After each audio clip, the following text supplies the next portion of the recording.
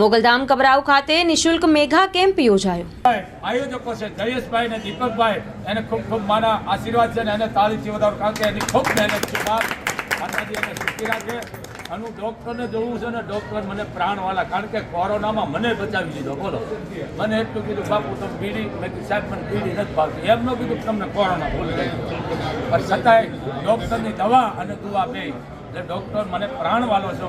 હું મા news channel દ્વારા જામ જાડેજા જેમલસિંહની મા ન્યૂઝ ચેનલ અને અમારા સાધુરામ આખી ટીમ છે મા ન્યૂઝ ચેનલ, એના દ્વારથી માધ્યમથી હું બોલી રહ્યો છું।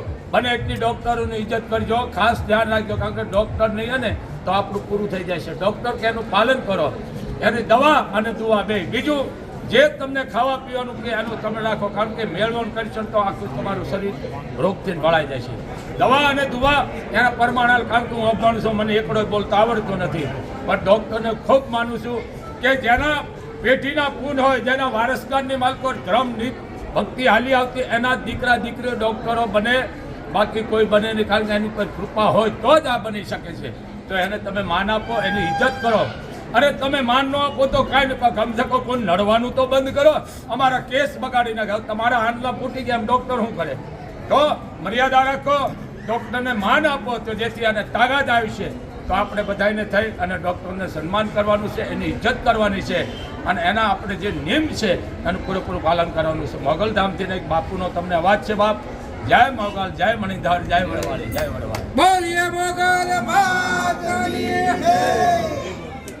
અમારી ડિવાઇન હોસ્પિટલ આદિપુર મોગલમાના આશીર્વાદ અને બાપુના આશીર્વાદથી આજે કેમ્પનું આયોજન કરેલું છે। અમે અમારી હોસ્પિટલના બધા સુપર સ્પેશિયાલિટી ડૉક્ટરો આજે મોગલધામની અંદર હાજર છે અને સેવા માટે તૈયાર બેઠા છે।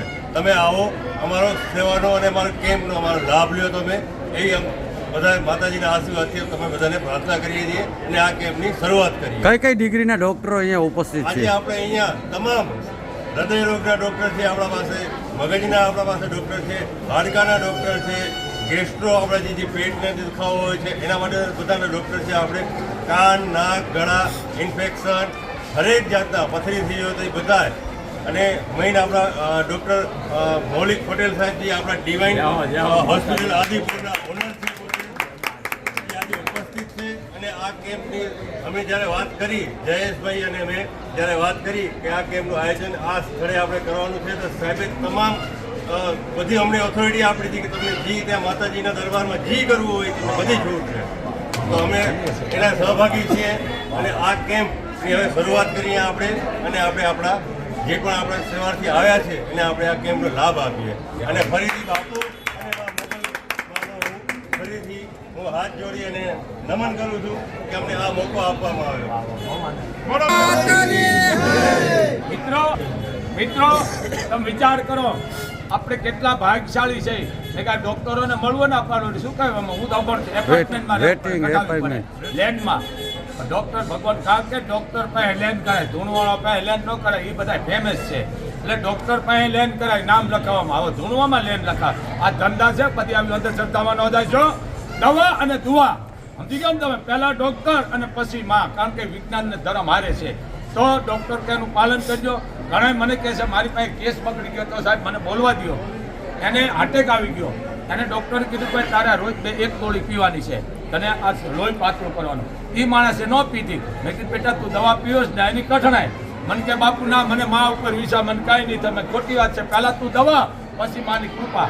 કેસ ફેલ થઈ ગયો, ઘણા વર્ષ થઈ ગયા, અને ડૉક્ટરે કહી દીધું કે આ માણસે 3 દી ટીકડી નથી પીધી એટલે એના હુમલો આવી ગયો છે, એના ખીચામાંથી દવા નીકળી, કારણ કે ભગવાન પ્રતીક છે ડૉક્ટર, ભગવાનના નાના ભાઈ છે, એની ઇજ્જત કરો। તો આજ મને ખૂબ આનંદ આવ્યો છે। માતાજી ડૉક્ટરોને એમની ટીમને જે એના કાર્યકરો આવ્યા છે, આવ્યા છે, એમને ખૂબ ખૂબ મા મોગલના આશીર્વાદ છે, અને માતાજીને ખૂબ નિરોગી રાખે અને આવા સારામાં સારા ભવ્યથી ભવ્ય કામ કરતા રહે એવા આશીર્વાદ છે। જય મોગલ, જય મોગલ। આજે મોગલધામ તીર્થ બાપુના આશીર્વાદથી ડિવાઇન લાઈફ હોસ્પિટલ આદિપુર દ્વારા આ સુપર સ્પેશિયાલિટી કેમ્પનું આયોજન કરવામાં આવ્યું હતું। આમાં સુપર સ્પેશિયાલિસ્ટ ડૉક્ટર જેમ કે ફિઝિશિયન, ન્યુરોફિઝિશિયન, ન્યુરોસર્જન, નેફ્રોલોજીસ્ટ કિડનીના ડૉક્ટરો, યુરોલોજીસ્ટ પથરીના ડૉક્ટરો, કાર્ડિયોલોજીસ્ટ હૃદયની બીમારીના ડૉક્ટરો તથા ઓર્થોપેડિક સર્જન જે ગુડાના જોઈન્ટના ડૉક્ટરો જનરલ સર્જન, લેપ્રોસ્કોપિક સર્જન, જે દૂરબીનથી સર્જરી કરે છે, આ બધા ડૉક્ટરોએ પોતાની સેવા આપેલી છે. આમાં 12 સ્પેશિયાલિટીના ડૉક્ટરે આ કેમ્પમાં ભાગીદારી લીધી હતી. સાહેબ, ખાસ કરીને વાત કરવામાં આવે કાર્ડિયોલોજિસ્ટની, તો અત્યારે હાર્ટના પેશન્ટમાં બહુ વધારો થઈ રહ્યો છે. ક્યાંક ને ક્યાંક પહેલાં સ્ત્રીઓને ના આવતા, પરંતુ હવે બાળકોથી કરી અને સ્ત્રીઓને પણ આ રોગે ભરડામાં લઈ લીધા હશે. તો આને લઈને શું કહેશો સાહેબ? આજકાલ આપણે જોઈ રહ્યા છીએ કે હાર્ટના પેશન્ટો વધી રહ્યા છે. જેમ તમે કીધું એમ, પહેલાં જે ઓલ્ડ એજમાં થતા હતા, યંગ એજમાં પણ આ પ્રોબ્લેમ થઈ રહ્યા છે. આનું મુખ્ય કારણ આપણી જીવનશૈલી છે. ખાસ કરીને કોરોના સમય દરમિયાન અથવા પછી આપણી જે જીવનશૈલી છે એમાં થોડો ફેરફાર આવ્યો છે. મેઇન વસ્તુઓ જે આપણે જાણવાની જરૂર છે કે સૌથી પહેલું નમકનો યુઝ. આપણે જમવામાં, ખાવા પીવામાં નમક બને એટલું ઓછું વાપરવું જોઈએ. જો કુદરતી રીતે WHOની ગાઈડલાઇન્સ પ્રમાણે જઈએ તો આખા દિવસમાં આપણે 6 ગ્રામ જેવું નમક ખાવું જોઈએ. 6 ગ્રામ એટલે 1 ચમચી હોય 2 ગ્રામ હોય, 3 ચમચીથી વધારે નમકનો ઉપયોગ ના થવો જોઈએ. બીજું, જે આપણે તેલ ખાઈએ છીએ, તેલથી કોલેસ્ટ્રોલ વધે છે. કોલેસ્ટ્રોલ વધવાથી શરીરની નસોમાં બ્લોકેજ થાય છે. આ બ્લોકેજના પરિણામ સ્વરૂપ આપણે હાર્ટ એટેક કે સ્ટ્રોક જેવી બીમારીઓ આવે છે. જે આજકાલ આપણે જોઈ રહ્યા છીએ કે આપણે કહીએ છીએ લોકોને એક્સરસાઇઝ કરો, પણ એક્સરસાઇઝનું માપદંડ હોય છે. કોઈ પણ લોકો જે એક્સરસાઇઝ કરે પહેલાં પોતાની ફિટનેસ ચેક કરી શકે છે. એ ફિટનેસ પ્રમાણે આપણે આપણી શરીરની એક્સરસાઇઝ કરવી જોઈએ. વધારે કરવાથી એના નુકસાન પણ થઈ શકે છે. તો જો આપણે ગાઈડલાઇન્સ પ્રમાણે જઈએ તો અઠવાડિયામાં 150 મિનિટ જેવી એક્સરસાઇઝ કરવી જોઈએ. તો જો આપણે 30 મિનિટ રોજ ચાલીએ, 5 દિવસ પૂરતી એક્સરસાઇઝ આપણા શરીર માટે જરૂરી છે. કોઈ પણ વધારે એક્સરસાઇઝ કરવા માટે ફિટનેસ હોવી બહુ જરૂરી છે. બીજું કે આજકાલ બીપી અને શુગરના ઘણા પેશન્ટો જોઈ રહ્યા છે જે યંગ એજમાં છે. ઘણા લોકોને ડાયાબિટીસ છે પણ એમને ખ્યાલ નથી કે એમને ડાયાબિટીસની બીમારી છે, જેના કારણે જ્યારે કોઈ પણ રોગ થાય છે તો એ રોગની જે ઇફેક્ટ છે એ ડાયાબિટીસ અને બ્લડ પ્રેશરના કારણે વધી જાય છે. તો આ બધી મુખ્ય રૂપે આ બધી વસ્તુનું આપણે ધ્યાન આપીએ. શરીરનું એકવાર ચેકઅપ કરાવીએ કે આપણે બીપી, શુગર આવી કોઈ બીમારી છે.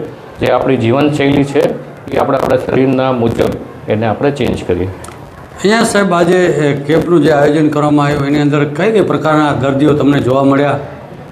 આજે મોટાભાગના દર્દીઓ જે આપણે જોયા તે ડાયાબિટીસ, હૃદયની બીમારી, ગુડાના દુખાવા, શરીરના દુખાવા, પથરીઓ, હર્નિયા, સારણગાંઠ, પાઇલ્સ, આ બધા પેશન્ટો આપણે આજે જોયા અને ડાયગ્નોઝ કર્યા. અહીંયા એક્સરે અને ECG, બ્લડ શુગર, આ બધા ચેકઅપની આપણે સુવિધા રાખેલી. તો ઘણા બધા TBના દર્દીઓને પણ આપણે આઈડેન્ટિફાઈ કરી શક્યા છે, જેને આપણે આગળ ટ્રીટમેન્ટ માટે ગાઈડ કર્યા છે. સાહેબ, અંતિમ પ્રશ્ન શું તમે અહીંયાથી લોકોને કહેશો?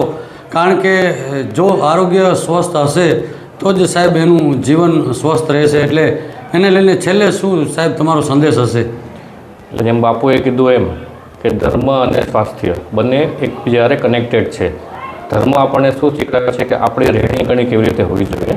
એટલે આપણે આપણું આરોગ્ય માટે પહેલાં તો આપણી જીવનશૈલી, રહેણીકરણી આપણા જે ગુરુઓએ કે જે કીધું છે એ પ્રમાણે આપણે એને કરવું પડશે. સવારે ઉઠી સૂર્ય નમસ્કાર કરવાથી જે વિટામિન D મળે છે એ આપણી ઇમ્યુનિટી માટે સારું છે. જે આપણે ખોરાકમાં જે ધ્યાન રાખવાનું છે, જે આપણે સિઝન પ્રમાણે ખોરાક જે બદલીએ છીએ, જે આપણા ગુરુઓએ કીધું છે એ પ્રમાણે આપણે કરવાથી આપણું શરીર ઘણું નિરોગ રહે છે. એટલે મેઇન વસ્તુ છે કે આપણે આપણા શરીર માટે આપણી જીવનશૈલી ઉપર વધારે આપણે ધ્યાન દેવું પડશે. Thank you.